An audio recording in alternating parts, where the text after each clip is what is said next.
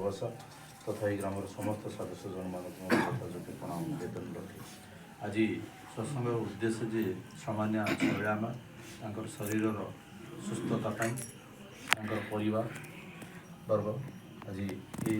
सत्संग आयोजन कर ठाकुर पाखे मु प्रार्थना रखे ठाकुर तांकर मंगल विधान करंतु से सुस्थ हो उठंतु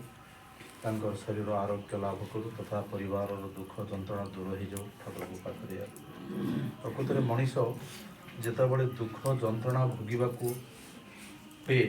से सी बहुत कष्ट पाए से जीवन में आदर्श पुरुष को ग्रहण कले सी गुड़ाक धीरे धीरे माने दूरे जाए ये नामधान भितर दे वास्तव में यह ठाकुर आमको यही कथा कहते जे मनीष जीवन में दुख जंत्रणा कष्ट जहाँ भी आमको भोगवाई पड़ो ये जो शैलामा किंतु बहुत ठाकुर कर्म करती सकाଳେ प्रार्थना करती संध्या बेले प्रार्थना करती समस्त भाई मान जी कि सी अली अर्दली जी कि सबू कम से तुले नि से केन्द्र भितर दे आउ देखु आज किछि दिन है सी अव्याहत रही जे कि जापार कहीं स्वास्थ्यर परिवर्तन होनी आउ से स्वास्थ्यर सुस्थता सी सदा सर्वदा नामधान भितर रहा दरकार से जो माने किभली भाव में से ग्रह से माने विपाक खंडन हम ठाकुर ताहा करदेवे किंतु आमको जीवन में से कष्ट को भोग करने पड़ो से किभली भाव में आम भोग करवा ना जदि आम से ठाकुर को से भली निष्ठा अनुगत कृति समय भितर दे भल पाइले ताहा निश्चित भाव में सी किभली भाव में सहज सरल दूरीभूत हो किंतु आम जे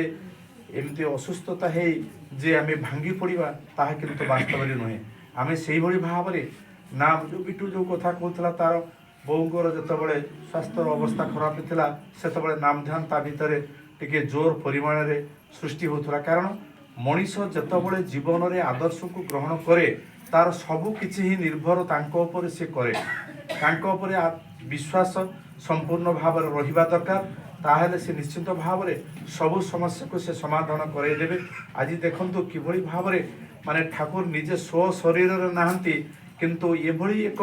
माने सृष्टि करिसंती सत्संगर पावन एभली भाव में से जहाँ कही कोणे कोणे घरे घरे नगरे नगरे आज तांकरी सही सत मंत्र किभली भाव में प्रसार प्रचार ही चली आज आचार्य परंपरा भितर दे मनीष जे केते सुख शांति आनंद अनुभव करुछंती प्रत्येक दिन ये जो सत्संग ये गोपालपुर रोचे ताहा किंतु नुहे भारत ठारू बहि भारत में बहु आडंबर सहित यही सब ठाकुर कर्म चली कारण जितेबाला ठाकुर ज्येष्ठ पुत्र जी के परम पूज्यपाद श्री बड़दा बड़दांकर जे थिले आचार्य देव परम पूज्यपाद श्री श्री अशोकदा जितेबाला बार्धक्य अवस्था सी अणनाती जे कि आज जे ठाकुर को प्रतिष्ठा करने को जाऊँच अविंदा परम पूज्यपाद श्री श्री आचार्य देवंकर ज्येष्ठ पुत्र सी थरे बसई डाकी कहले अरे अविन तू टे शुण तो मोर तो बयस हो जाइछि मु हे तो देखी न पारे किंतु तोर बाबा बाबा ता भी सी ता जीवन भितर सी देखी न पारे किंतु मो बयस जितेबाला तो बयस से समय होइथिवो तू निश्चिंत भाव में देखिपर जे समस्ते ये समाज विश्व किभली भाव में ठाकुर ठाकुर चित्कार करेंगे किंतु आज वास्तव में से रूप नहीं जे कि आज आचार्य परंपरा भितर दे तांकर से जो अणनाती जे कि आज अविंदा किभली भाव में ठाकुर को प्रतिष्ठा करने को जाई डीबीआर कार्यक्रम भितर दे समस्त हजि जाइथिबा भाई माँ मान को किभली भाव में से इष्ट पथ को से पुणी पुनर्बार फेरैबाक आसुछंती आउ सहित युक्त होबाकू से प्रयास रखिछंती आमे प्रत्येक ताही जानू वास्तव में मनीष सदा सर्वदा से सत मंत्र से नाम ध्यान भितर दे रहिबा दरकार से ठाकुर कहते तुम्हें जेते जहाँ समस्या भितर थाओ ना कहीं किंतु इष्ट चेतना भितर टिके रहिबा दरकार इष्टंकर कथा को मन भितर टिके पुरेबा दरकार मनीष जदि इष्ट को कथा न बुझे न जाने न शुणे ता जीवन में किसी ही उन्नति करि परिबो नाही से ठाकुर कहते ତୁମେ ଯେତେ ଗୁଣୀ ଜ୍ଞାନୀ ପଣ୍ଡିତ ବିଦ୍ୱାନ ଯାହା ହଉନଥାଅ କାହିଁକି, କିନ୍ତୁ ତୁମେ ଯଦି ସେୟ ମାନେ ଇଷ୍ଟଙ୍କ ପଥରେ ନ ଚାଲିପାର ତୁମ ଜୀବନ କିନ୍ତୁ ସାର୍ଥକତା ହେବ ନାହିଁ। କିନ୍ତୁ ସେଇଥିପାଇଁ ଠାକୁର ସଦାସର୍ବଦା କହନ୍ତି ଯେ ତୁମେ ଯେତେ ଯାହା କର ନା କାହିଁକି ତୁମ ଜୀବନରେ କେବଳ ଗୁରୁ ଭକ୍ତି ଦରକାର। ଗୁରୁ ଭକ୍ତି ମାନେ ଇଷ୍ଟ, ଗୁରୁ ମାନେ ଇଷ୍ଟ ମାନେ ମଙ୍ଗଳମୟ। ଯିଏ ମଙ୍ଗଳଙ୍କୁ ଧରି ଚାଲେ ସେ ନିଶ୍ଚିନ୍ତ ଭାବରେ ମଙ୍ଗଳର ଅଧିକାରୀ ହୋଇ ଉଠେ। ଆଜି ବାସ୍ତବରେ ଆମେ ସେଇଭଳି ଭାବରେ ଯଦି ଠାକୁରଙ୍କୁ ଜୀବନରେ ଗ୍ରହଣ କରିନଥାନ୍ତେ ତାହା ଆଜି ଏଇ 1.5 ଘଣ୍ଟା ସମୟ ଭିତରେ ଆମେ ଏଠି ପହଞ୍ଚି ନଥାନ୍ତେ, ଆଉ ଏ ଠାକୁରଙ୍କର କଥା ଆମେ ବୁଝିନଥାନ୍ତେ। ପ୍ରତ୍ୟେକ ମଣିଷ ଆଜି କିଭଳି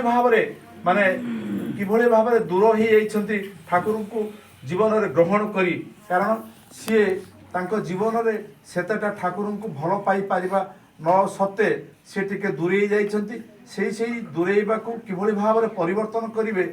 ପରମ ପୂଜ୍ୟପାଦ ଆଚାର୍ଯ୍ୟ ଦେବଙ୍କର ଜ୍ୟେଷ୍ଠ ପୁତ୍ର ଅବିନ୍ଦା ତାହା ସେ ଜାରି ରଖିଛନ୍ତି। ଆମେ ସେଇ ଦିଗ ଭିତରେ ଦେଇ ଗତି କରିବା, ସେଇ ସହଜ ସରଳ ଭିତରେ ଦେଇକି ମଣିଷ ଚାଲିବା ଦରକାର। ପ୍ରତ୍ୟେକ ମଣିଷ ସେଭଳି ଠାକୁର କହିଛନ୍ତି ଗୋଟେ ଫୁଟା ମାଠିଆକୁ ଉପରେ ଯେଉଁ ଭଳିଆ ବିଶ୍ୱାସ ଅଛି, ସେ ଫୁଟା ମାଠିଆକୁ ସଦାସର୍ବଦା ତା ଭିତରେ ପାଣି ପୁରେଇଲେ ଧୀରେ ଧୀରେ ତା ଭିତରେ ଶିଉଳି ଲାଗିଯାଏ। ଶିଉଳି ଲାଗିବା ଦ୍ୱାରା ସେ ମାଠିଆଟି ମାନେ ବୋଝି ହେଇଯାଏ, ତା ଭିତରେ ଜଳପୂର୍ଣ୍ଣ ହୁଏ। ପ୍ରତ୍ୟେକ ମଣିଷଙ୍କ ଉପରେ ତାଙ୍କର ଭରସା ବିଶ୍ୱାସ ଅଛି। କିଭଳି ଭାବରେ ସିଏ ଜଣେ ମାନେ ଦରଦୀ ଥିଲେ, ଆଉ ସିଏ କହିଥିଲେ ଯେ ମୁଁ ଗୋଟିଏ ମଣିଷ ପାଇଁ 1 ଟଙ୍କା ଖର୍ଚ୍ଚ କରିପାରେ, ସେଥିରେ ମୋର ଦ୍ୱିଧା ନାହିଁ। କିନ୍ତୁ ମଣିଷ କିଭଳି ଭାବରେ ତାଙ୍କୁ ଭଲ ପାଇବେ ସିଏ ସେସବୁ କାଇଦା କୌଶଳ ସେ ଦେଖେଇ ଦେଇଛନ୍ତି। ଆଉ ଗୋଟେ କେତେ ବଡ଼ ସାମ୍ରାଜ୍ୟକୁ ସେ ତ୍ୟାଗ କରି ଆଜି ଦେଖନ୍ତୁ ଆମରି ପାଇଁ ସେ କେତେ ଦୁଃଖ ଯନ୍ତ୍ରଣା କଷ୍ଟ ଭୋଗୁଛନ୍ତି। ମଣିଷ ଯେତେବେଳେ ଦୁଃଖ ଯନ୍ତ୍ରଣା କଷ୍ଟ ଭିତରେ ଡୁବି ରହେ, ଠାକୁର କିନ୍ତୁ ବହୁତ କଷ୍ଟ ଅନୁଭବ କରନ୍ତି। ଇଏ ହେଉଛନ୍ତି ସେଇ ଦରଦୀ ପୁରୁଷ ଯେ କି ପ୍ରତ୍ୟେକ ମଣିଷକୁ କିଭଳି ଭାବରେ ଦୟା ଦେଖନ୍ତି। ମଣିଷ ନୁହଁ, ଗଛ ତରୁଲତା କୀଟ ପଶୁପକ୍ଷୀଙ୍କ ଭିତରେ ସିଏ ଦୟା ପ୍ରଦର୍ଶନ କରନ୍ତି। ଗୋଟେ ଗଛର ଡାଇ ଯଦି ଭାଙ୍ଗିଯାଏ ତାଙ୍କର ମନ କଷ୍ଟ ହୁଏ। ସିଏ ଏଇ ଯୁଗ ପୁରୁଷୋତ୍ତମ, ଇଏ ଆମ ଜୀବନର ସିଏ ହେଉଛନ୍ତି ଜୀବନ, ଇଏ ସୃଷ୍ଟିର ସ୍ରଷ୍ଟା ଆସିଛନ୍ତି। ସେଇଭଳି ଭାବରେ ଆମେ ତାଙ୍କ ସହିତ ଯୁକ୍ତ ହେଇ ଚାଲିବା ଦରକାର। ପ୍ରତ୍ୟେକ ମଣିଷ ଭିତରେ ସେଇ ଇଷ୍ଟ ଚଳନୀ ସୃଷ୍ଟି ହେବା ଦରକାର। ସିଏ ଚାହିଁଛନ୍ତି ପ୍ରତ୍ୟେକ ଗୃହକୁ ଗୋଟେ ମନ୍ଦିର ରୂପରେ ରୂପାନ୍ତରିତ କରିବା ପାଇଁ। ଦେଖନ୍ତୁ